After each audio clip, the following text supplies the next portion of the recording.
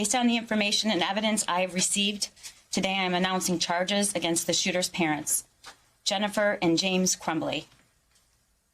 The charges are as follows. James Crumbly is charged with 4 counts of involuntary manslaughter. Jennifer Crumbly is also charged with 4 counts of involuntary manslaughter. I will now publish the details that led to that decision and have already previously been made public, which allows me to comment on them in a swear-to that has just taken place in the district court by Officer Tim Willis, Detective Tim Willis. The investigation into the school shooting incident at Oxford High School, which occurred on November 30th, 2021, has revealed that James Crumbly purchased a Sig Sauer 9mm model SP 2022 from Acme Shooting Goods in Oxford, Michigan on November 26, 2021. A store employee confirms that Ethan Crumbly was present with James at the time of the purchase. Per statute, James Crumbly completed ATF Form 5309A.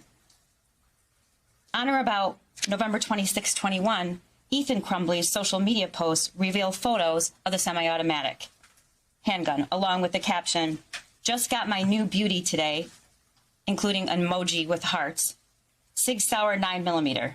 Any questions I will answer," end quote.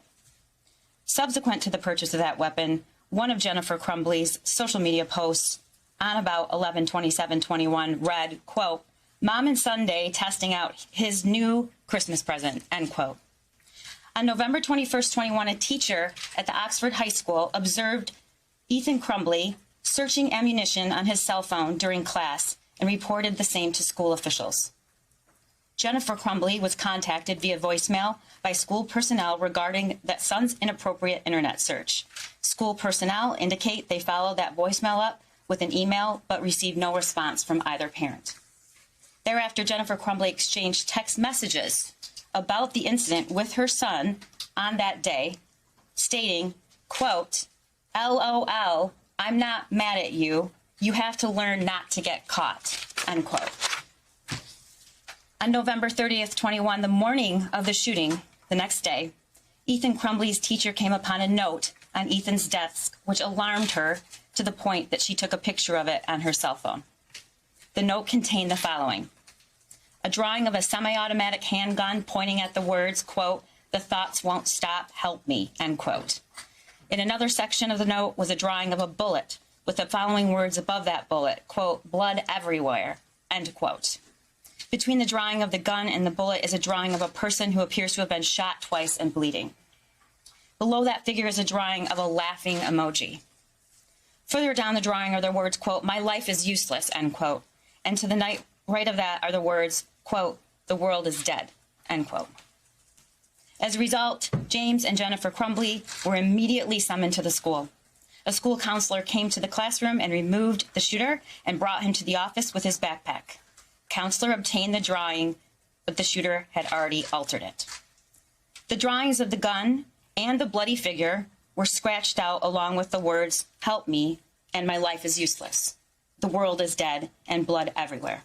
Those were all altered by him. At the meeting, James and Jennifer Crumbly were shown the drawing and were advised that they were required to get their son into counseling within 48 hours. Both James and Jennifer Crumbly failed to ask their son if he had his gun with him or where his gun was located, and failed to inspect his backpack for the presence of the gun, which he had with him. James and Jennifer Crumbly resisted the idea of then leaving the school at that time, of their son leaving the school at that time.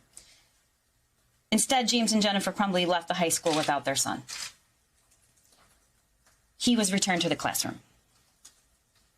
When the news of the active shooter at Oxford High School had been made public, Jennifer Crumbly texted to her son at 1:22 p.m., quote, "Ethan, don't do it," end quote. At 1:37 p.m., James Crumbly called 911, reporting that a gun was missing from his house and he believed his son may be the shooter. Further investigation revealed that the Sig Sauer 9mm handgun purchased by James Crumbly was stored unlocked in a drawer in James and Jennifer's bedroom. The gun recovered from the shooter at the school after the shooting was the same gun that was purchased by his father, James Crumbly, on November 26, 2021, in the presence of his son. Based upon the foregoing, the Oakland County Prosecutor's Office requested and received, authorized, we charged 4 counts of involuntary manslaughter as to James Crumbly and 4 counts of involuntary manslaughter as to Jennifer Crumbly.